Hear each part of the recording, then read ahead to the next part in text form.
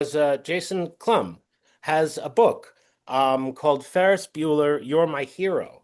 So we're going to talk about your experience with the 80s, your book here, and the documentary that I have called Saving Ferris Butler that is kind of amazing that we're both doing these things at the same time. So I thought it was important that we connected. So, firstly, what drew you to spend time researching Ferris Bueller's Day Off, and why do you think it still resonates 40 years later? I grew up, so I came to the US in about 87. Both my parents are military. They're both in the Air Force. And we settled in the US around 87, 88. And I had missed, as you can judge by it being 87, 88, a lot of American movie milestones at that point because everything we got out in Germany, where we lived most of the time, was about a year late.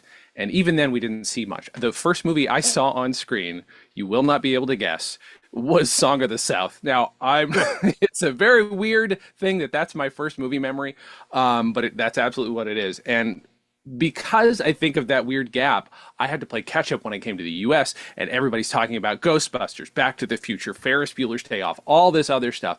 I only sort of latched onto a certain number of them, and Ferris Bueller was one of them. And it is a movie that I literally stayed home to watch and almost failed junior high because I stayed home to watch so many times.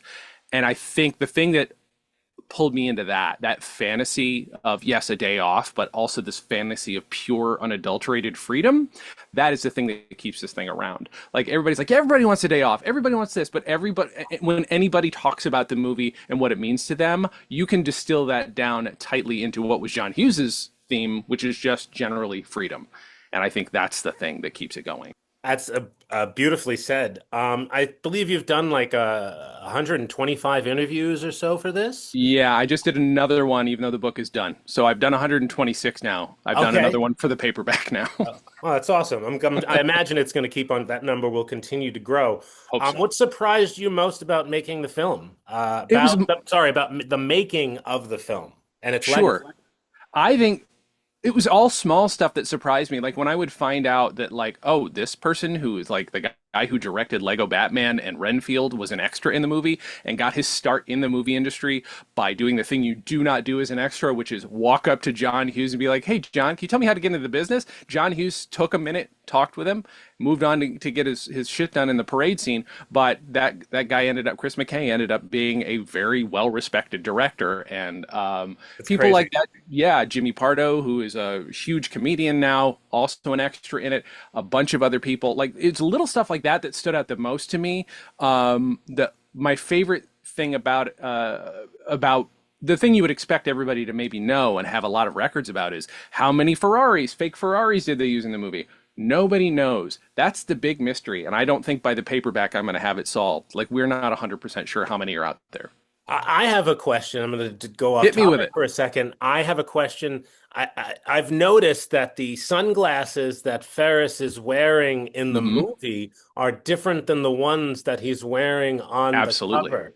And I've often 100%. wondered, why is that? What happened there? What Yeah. was there some airbrushing mistake? What was the real thing? I think that was very much an on the day. Like, people who set deck a photo shoot, or who dress a photo shoot are only given so much. I will bet they were given Ferris's jacket and maybe the vest, and that's about it. And maybe the pants match. I can't remember on that long shot where they Photoshop him onto the car. I don't know if he's wearing the checked pants that he's in the movie, but I would say that's just very much a, like, oh well, Marilyn Vance probably has those inner storage somewhere, and like, we don't, because Right. those are, when I wrote about them, I described them as old man sunglasses because they kind of are. But the more I look at them, I'm like, they're kind of hot. I kind of like those sunglasses, and I like the ones in the movie way more than the sort of generic Ray-Ban-y ones on the cover or on the Yeah, poster. the Yeah, Club Masters. The Club is Masters that are what the they ones. are? Yeah, Ooh, called the okay. Club Masters is something like See, I that. should have asked you. In Just your freeze. research, did you Mhm. find any credible evidence that Ferris Bueller was based on a real person? I'm going to say a flat out no, but I'm going to then add a kind of a caveat to that. The character isn't. A lot of the things that happened to Ferris and the things he did seem to be roughly based on other people. So John Hughes is well known for mining from his own life, usually from his youth. That was mostly like if he was writing about his youth, he was writing about youth and young characters. He was mining from his own youth. If he was writing about adult characters, mining from his adult life. So Ferris Bueller, like the name comes from a friend of his named A.C. Bueller III. That's a guy that I've interviewed. So his spelled slightly different. I don't know where Ferris comes from. There is, I think, a Ferris Street in Northbrook, but I don't know for sure. There's a Ferris Street in my town too, so that doesn't really matter. That doesn't. Give me 1 second. I'm so sorry. I'm in the middle of answering you, and apparently a noise just went off on my computer. We No, I cannot thought it'd have be that great if you happening. would take if you took like a call from a doctor or something right Yeah, now. That would right, be great. right. Wait. Sorry, Doc. It's how big? Oh no. The worst news possible. Right. Okay, so let me. Okay, so I apologize. Where the hell No, was I? that's fine. We were just talking about what the AC Bueller, the guy, the spelling of the name was different, and its name was Yeah. AC Bueller. Yes, his name is A.C. Bueller, Buehler. And, I found him by just digging through old yearbooks and I flipped through. I literally found a D. Griffith, as in Del Griffith. I found other names that are just like, oh, he just like would take a name and he called up A.C.'s father, A.C. the second, and said, hey, we'd like to base this on you. We're going to slightly change the name. And as a result, his A.C.'s father and mother are both extras in the museum scene.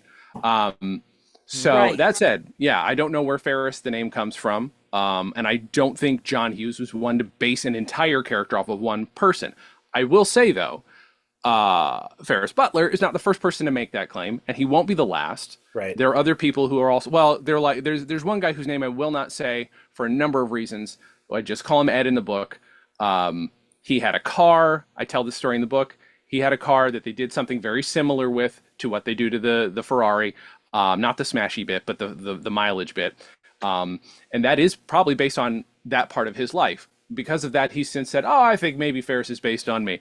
Some people think that it's based on A.C. Bueller. He stands back from that. He's like, I'm not going to say that at all. There are other people. I interviewed another guy named Jackson Peterson. He's like, "Yeah, that was me. That was definitely it was me. We were all hanging out." And like, everybody's got as legitimate a claim as the next person. I The big thing for me was when I spoke to James Hughes, John's second son. James was very adamant about like I would be very hesitant to accept any one person being the inspiration for Ferris. That doesn't mean again that he didn't mine from certain. He definitely did. He mined from certain parts of his own life to find Sure. Ferris. Um, I think people are so drawn to the idea that Ferris Bueller would be a real person. There's okay, so that part of it I understand because the idea that this kid who's just so free with his life and just seems again represents freedom. That's going to come up a lot. He just symbolizes freedom. He symbolizes not giving a shit. It's very much and in a way that isn't. I know some people criticize the movie for being like excessively capitalist, and they wouldn't be wrong, but that's not really what it's about. It is so much just about that pure freedom. And how often do we even get to feel that, even as kids? I think we sometimes forget when we're older, oh, those were the glory days. Were they? Were they really? I had a kid try and set my hair on fire in junior high, okay? Oh, They uh, were not glory days, but I still sometimes look back on them like they are. And it's because it's more freedom than I have now. You know what I mean? And that kid, Ferris Bueller, will look at that kid on that cover. He's always going to represent freedom. You know? it's interesting that you say that. One of the stories that I've heard, and it's like the last time that this happened in film, that whole scene where they're doing the float, Mhm. so much of it, those weren't even extras hired. That guy Right. dancing on the Hmm. top of that was Yeah. just something that got, you won't see that anymore No, because of lawsuits for sure. and all that stuff. You can't get something like that that's such a No. real moment during a movie from someone Hmm. outside of the movie, sort of. Yeah. Yeah. No, those are my favorite. I will tell you, like my absolute white whale is to interview one of those, either the construction guy or the window washer, if they're still around. They were That's great. probably in their mid 30s back then, right? So they're probably in their 70s now. I would give my left arm to interview one of those guys because A, I love interviewing extras, and B, they symbolize what that whole thing is about. Like their plan was to hire like 500 extras or something, and they asked for 5,000, but they got closer to 7,000. And Oh, some people just because they heard the music just piled into the streets and started dancing anyway. It sounds like a movie magic bullshit story, but it's on camera. You can see it. It actually happened, and that's why it's so gorgeous. there's no way everyone got paid. No, they did not. I can tell you definitively. That our documentary explores the Saturday Night Live writer Ferris Bueller, as you know, who claims he may have influenced the character. Yeah. Um, how do you influence? How do you evaluate something like that as a researcher? I'm going to Like tell you, someone just yeah. I could say, hey, I'm Martin Scorsese. Sure, sure. Yeah. Well, that's the issue. The concern then is the burden of proof is on the person making that claim, but it's really hard when the word inspiration is used. You know what I mean? Like I inspired that. There is a chance that a chunk of you inspired that if you knew that person. I want to get back to this. I'm curious. So did he hang out with John Hughes? Because I've not read any stories of him hanging out at SNL. I know he knew all of the Lampoon guys from early SNL. So did he every once in a while go back to New York and hang out? I'm not interviewing you. I'm curious No, no, because obviously please. for my research eventually. I love this. Hmm. The story that Ferris Bueller tells is he Hmm. was a writer. He was a writer at SNL. We know Yeah. that for a fact. Yeah. During the 81 season, which is like considered a notoriously terrible season. Yep. Yep. Now, Del Close Hmm. was a consultant. Okay. Del Close was very Interesting. close, no pun intended, with Huh. John Hughes. Yes, absolutely. And John Hughes would be down, and the Lampoon was in New York too. Yes. Sure, sure, sure. So those guys were up the block from each other. So Hmm. he insists that Del Close and Hmm. John Hughes once, like on occasion, talked to him about how, the guy that you are, Hmm. you'd make your persona would make a great movie, would make a Hmm. great character. And he has insisted this for 40 years, as per Yeah. friends that I've talked to, and very successful friends. Hmm. People like Neil Levy, that's Lorne Michaels' cousin. Hmm. People like that have talked about how long Ferris has been talking about this. Sure, sure. Now very few people, nobody has said definitely it could be him, it's him. Of course. But a Of course. lot of people have said through my research Hmm. um, that they know that comedians, especially in satire, will take what's in front of you, like a name like Ferris Bueller, Hmm. and change it to, Yes. and I don't know a lot of people named Ferris. I don't know, No, but I bet you do that's now. fair. Now you do. Now you know Weirdly, all the no. I people. keep looking. I have been looking. I have continued to look just to see if was there a Ferris he went to school with. Not that I can see. So the first name itself could very well have come from him. I don't know. It is an unusual first name, and yeah, it's an unusual first name to begin with. What's funny is my first connection when I was researching, I'm like, well, the Ferris wheel debuted in Chicago in 1893. This is where my brain goes, these insane places, right? And I'm like, that's fucking nuts. That's not what John Hughes was thinking. No, I think is a very good practical argument there. It was like, if he knew Ferris Butler, that name's right in front of him. right. He could very well have been like Ferris Butler. Hey, I knew a kid named Bueller. Who knows? Like he might have made that connection. But if you don't mind, I'd like to comment generally on the idea that you asked about, like, why would anybody even be tempted to connect that to themselves? And I can tell you right now what that is, and that is, I'll explain it in a roundabout way. There are some things in this room that you can see right now that are reflective of my own obsession with my own legacy. I'm going to be perfectly honest here. And one of the things that attracted me most to the story about Ferris Bueller is when I saw the shit that he was doing pre being on Saturday Night Live. I don't care that it was on public access. That doesn't matter to me. I do not make a judgment based on that. I love that he was trying stuff. I love that he was DIY. To me, the ethic of sketch comedy is DIY. My last book, that's about it. That is what I wish I'd known about him beforehand. I would have killed to interview him for that book. Interesting. Um, He's still yes, around, but he's not doing very well right now. I'm sorry to hear that. I will say at the very least, if I get to do another edition of that book, I would like to talk about him in it because I like to talk about people who remind me about myself, but who are a slightly more successful version of myself. And I would put him in that category.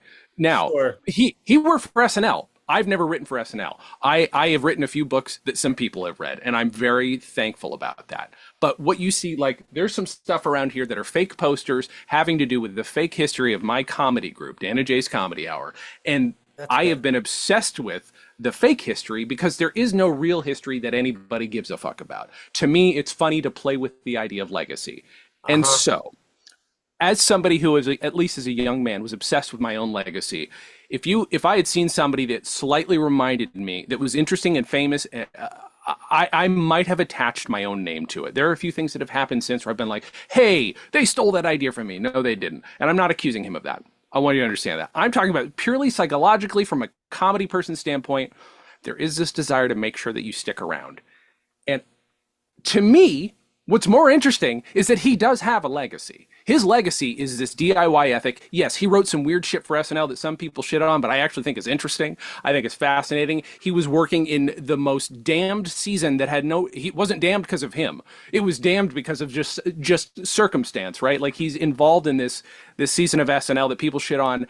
I don't think rightly. It's weird. It's a weird season. Don't get me wrong, but at least there's some chances being taken, and he's part of that. You should He know has a that leg. Yeah. they use a piece of one of his sketches in Lorne's documentary. I think you mentioned that, and I haven't seen that yet, and I'm glad they do because again, I think it's okay to have a legacy where you're not famous, and that sort of sucks, and I get it, but I also understand the temptation to be like, yeah, but this might have been me, or insisting this was me. I get that, but to me, I think at the end of the day, I hope Ferris Butler appreciates that he does have a fascinating career, just whether it made him rich or not. You know what I'm saying?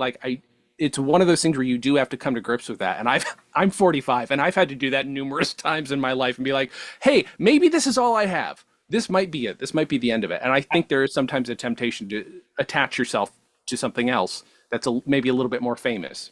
That's I don't what know. I've done here. That's what I've definitely done that here. That's the elephant in the room. I don't know if you're trying to say that, but he's also in the Paley Center. He's got a Mhm. whole section of stuff. They have all his Great. SNL stuff and Waste Meat News stuff. And I That's have an great. article that we show in the documentary that says if you want to watch Saturday Night Live several weeks in advance, watch Waste Meat News because that's Right. where they're getting their sketches. It's great. I love that. I love that. This is again. That's like that hardcore DIY sketch comedy ethic that kind of I won't say died, but like started to go away once the internet became a thing. And don't get me wrong, I think it's great that Andy Samberg and those guys brought digital stuff to SNL. The DIY ethic kind of dropped off a little bit around that era, and so you couldn't really do it as much, and it wasn't. You don't get noticed as well. Look, I went viral in 2001. Nobody knows that. Nobody knows. Nobody remembers, and that's that's fine.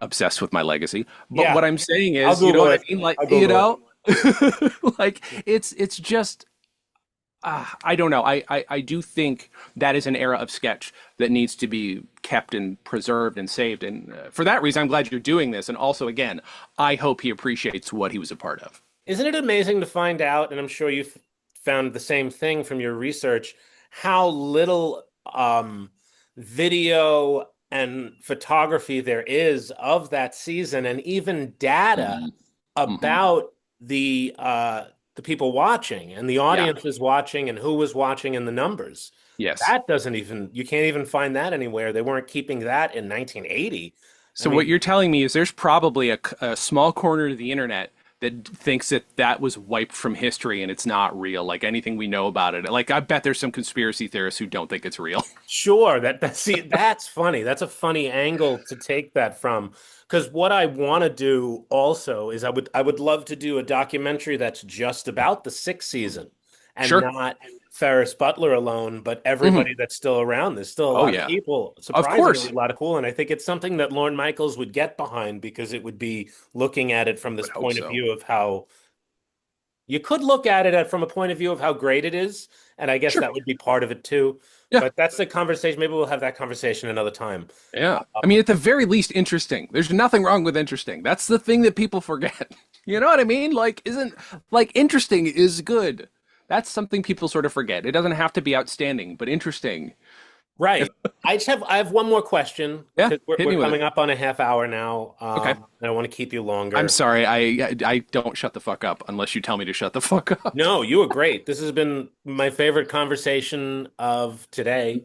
No, this has been great, and I look forward to talking again. I have a feeling that we will connect. Yeah, we have to. Yeah. Um, Now, if if Ferris Bueller were a real person today, became and was had a job as Mhm. Ferris Bueller, the character from the movie, Mhm. what do you think he would be doing? That's the hardest thing, right? Like I did ask a few people that, and I was like, oh God, do I want to? I didn't ask everybody because at some point I know some people have already been like Matthew Broderick, I think, has been asked that, but I asked other people, and it's so hard because there's the temptation. Let me just sorry, I'm going to go to the theme of the book, which is very much that movie cuts off where it cuts off because it has to. I don't think there's a need for a sequel. I will tell you there was some discussions of a sequel for sure. Yeah, Those were real. Those were not just rumors. It's so hard because the idea of Ferris as a time capsule is what's perfect, and I feel like the second you put anything else on him, it almost ruins it. And I feel like if there were a sequel, they wouldn't address what his job was at all. At the same time, oh man, he's such a if he remains that much of a slacker, it's gonna be an office job, and it's gonna be the most boring, dull office job. And that is, of course, then what would spur him on to having another day off, right? Like that's always what you sort of kind of you don't hope interesting. that Yeah, for Ferris, but like he's not even the funny guy in the office, you know? That's what I sort of assume. I don't assume things go well, but at the same time, I don't think he's a cool kid. That's my other like I don't think Ferris is cool. I think he's a nerd. So he might right, actually right. have an okay job. I think that's true. I always thought that he would end up going into politics, and I think There's that also that. sort of why Election worked with Yeah, Broderick. It yeah. was like the closest thing to a sequel that you'd ever hmm get to Ferris Bueller's Day Off is he's this hmm teacher and she was into politics, but Yeah. I sort of see him in that position. Uh, John Hughes did describe him as a politician, which is why some people have since sort of like re-examined Ferris as being a bit of a prick. Well, maybe he's not a prick, but he is manipulative. He wants to get what he wants. It's just that you have to then take a step back and realize what he wants mostly is to just open his friend up to the world and give him a damn good day before either his friend, he never sees his friend again, or his friend kills himself. It's hard to say. Depends on how you interpret it. and that being said, I think this is kind of cool and important is I think the movie's really about Cameron. I Oh think yeah, it's really Cameron's movie. I don't think it's about absolutely. Ferris. And okay, Absolutely. so that's where the question was. I was gonna, yeah. Yeah. I didn't think of it that way until like 2001. I went to a 15th anniversary screening of Ferris where Richard Roper did this whole Q&A, and he brought that up, and I'm like, "Oh, Yeah. I guess I mean I'm in film school at the time, and I'm like, yeah, you're pretty damn." So he's the one who's been like forwarding that maybe from the get-go. Like he's one of the oldest promoters of that idea.